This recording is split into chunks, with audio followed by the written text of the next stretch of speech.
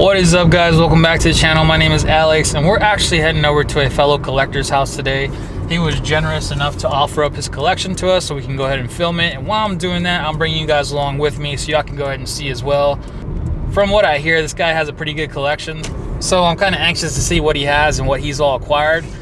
And yeah, get that popcorn ready and we will see what awaits us when we get there.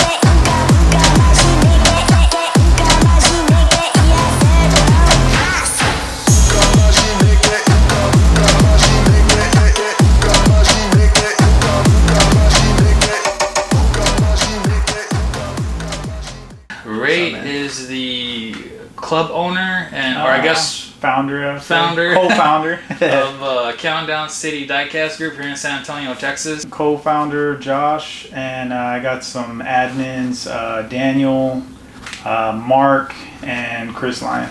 All right. Yeah. Give us a brief background, like how did you get started, man? So my dad got me into collecting. I was about 10 years old. We were started off in first editions, 95 first editions, 96 first editions, all the way to 98. I just have memories of him taking me out to Kmart, Walmart on Military, Target, off of Walsham. I remember going to that one before they closed it down. That's what we were on the hunt for. We really didn't know a lot about Hot Wheels. We just knew like first editions. Let's try to collect all the first editions. We used to collect the Dash for Cash sets. It was like a set of 4 cars, stuff like that. We were just trying to collect sets. We didn't know anything about treasure hunts. We didn't know anything about, you know, RLCs or any conventions.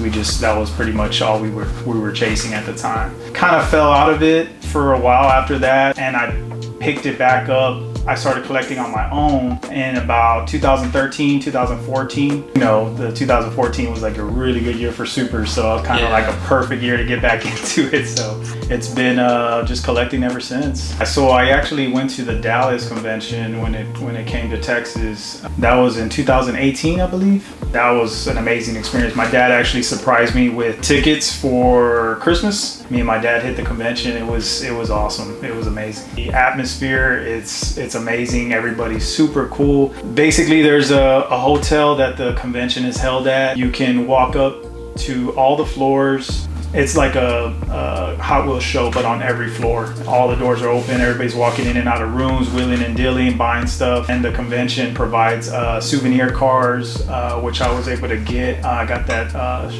Chevy Silverado up there on top of the Warrior. And they had that car, the Silverado, 83 Silverado that year.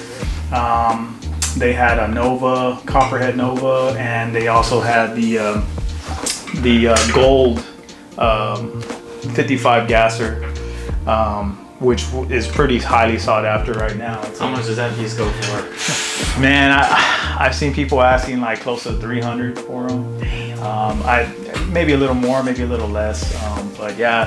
And then I was able to actually trade for for the same year, for the 50th anniversary, I was able to trade for the black the gasser from that year, which they did in black for the LA convention. Never been to the LA convention, but me and my wife really want to make a trip out there one day. Are those all the pink cars that Mattel released for the RLCs? Well, of the carded versions, I'm missing 2.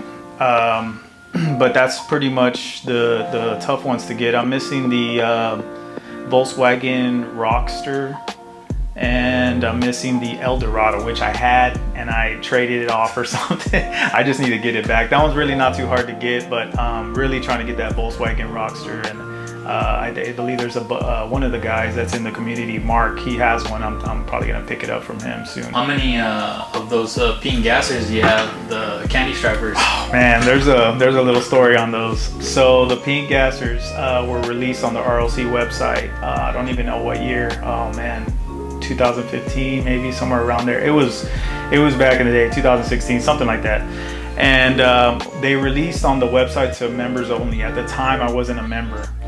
But on Tuesday they would release, and then on Wednesday they would release to the public. So if they had any left, because I don't think Hot Wheels RLC was as popular as it is today, they released on Tuesday. Well, on Wednesday I got on the website at 11 o'clock and there was some left over. So I went on the website, and for whatever reason there was some kind of glitch. You could actually purchase one before 11, and everybody was waiting for that countdown.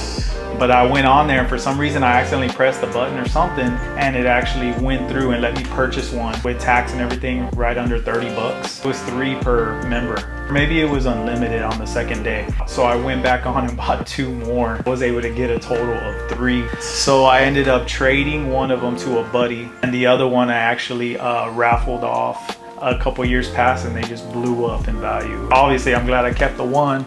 Yeah, for sure. But if I would have known now what I didn't know then, I would have probably kept all 3 and waited to see what they would have done. But yeah, there's no way you could tell that though. Who would have known? Do you have like a most sentimental piece in here?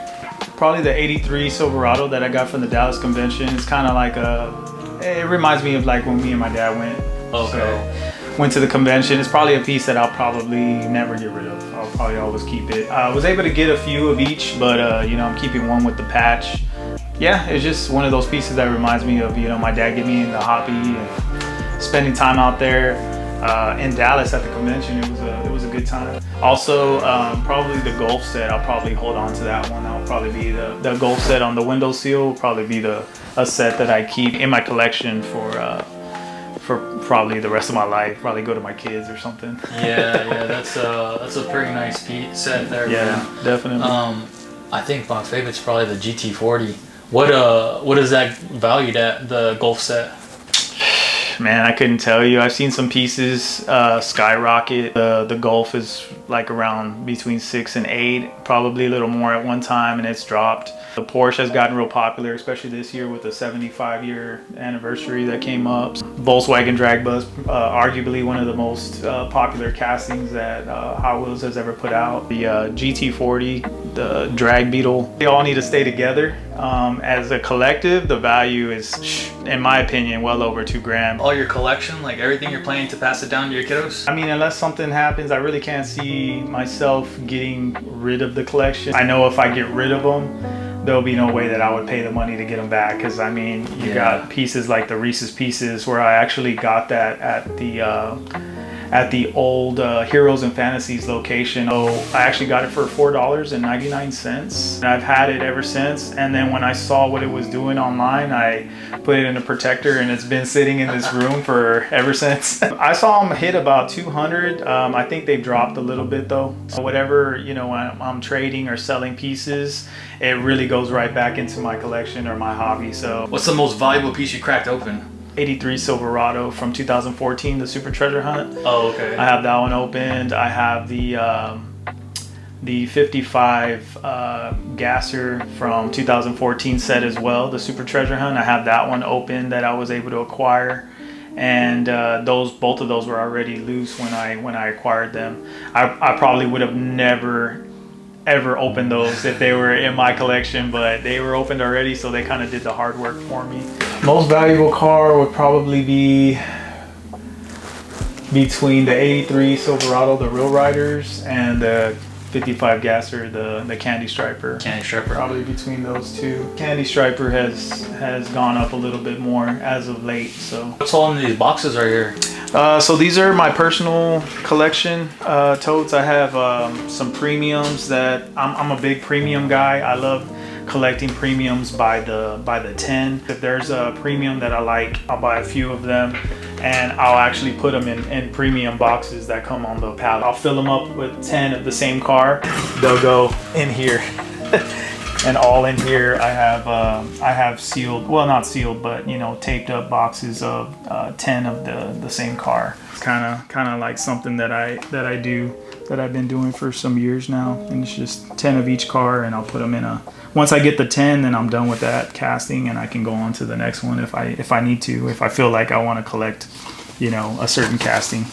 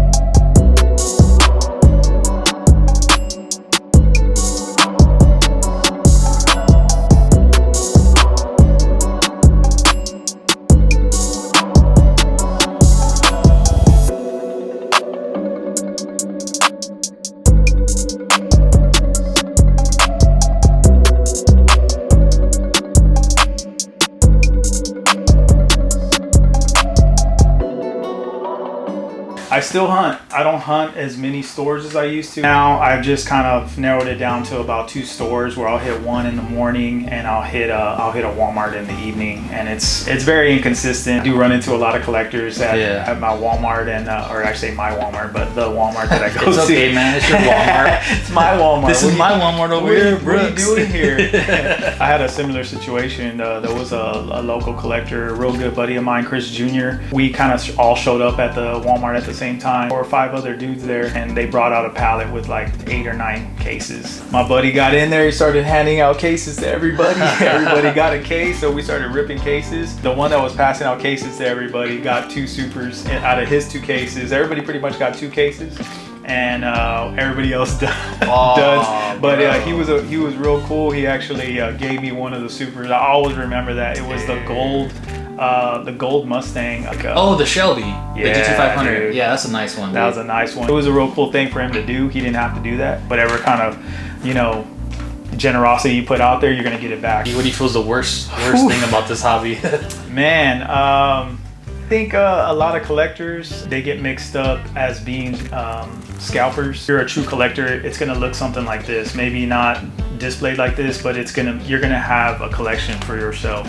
You got buddies that are, you know, your little group chats with your buddies, and y'all are all helping each other find stuff. I think that's one of the best things about the community. But when you're on the other side of it, when you're kind of on your own and you're kind of in it just for the money, it's just like that's kind of where it starts getting. And then also, I think you talked about this a couple of weeks ago about, you know, keeping your word when you make a trade with somebody. If you say deal, like go make that deal with that person.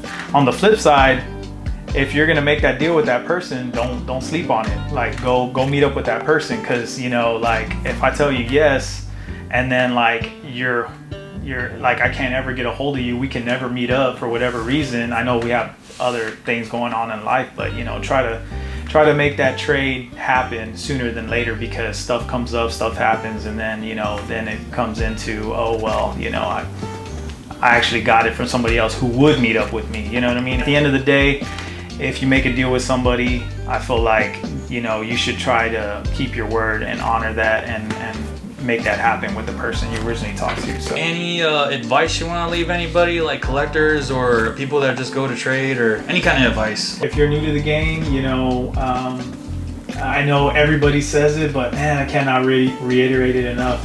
Collect what you like. Don't try to get caught up too much in the hype. Try not to overspend on the new stuff, because You got to if you're out there hunting, if you're new to it and you're out there getting consistent on your stores that you're going to hit, try to dial it into a smaller area. Try not to be all over the place. That way you can get the routines down. And on the new stuff, you know, you're going to kick yourself if you go and you overspend for this piece and then you find it, you know, a week later on the peg. So it's just one of those things, you know, try to help people out, because like I said earlier, if you give back or you help somebody out, you'll get that good karma back. So it's just something that's always helped me out in the years that I've been collecting, and it's something that you know, I try to surround myself with people that do the same. So that's what's up, man. That's it, man. Join Countdown City Club. You can always send me a message. I'm sorry I haven't got back to some people. We're really trying to rotate vendors right now. I'm trying to get everybody in as soon as I can. If you can't get a hold of me, you can get a hold of one of the other guys. That's pretty much it, man. All right, well, appreciate you taking the time to show us your collection, bro. You got some sick stuff. Thank you. Hope everyone who watched enjoyed that just as much as I did.